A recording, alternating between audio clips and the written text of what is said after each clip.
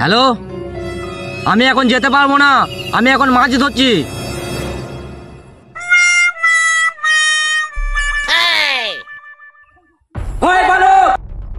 তুমি আমার অনুমতি ছাড়া আমার পুকুরে মাছ ধরতে পারবে না। তাহলে আমাকে অনুমতি দাও।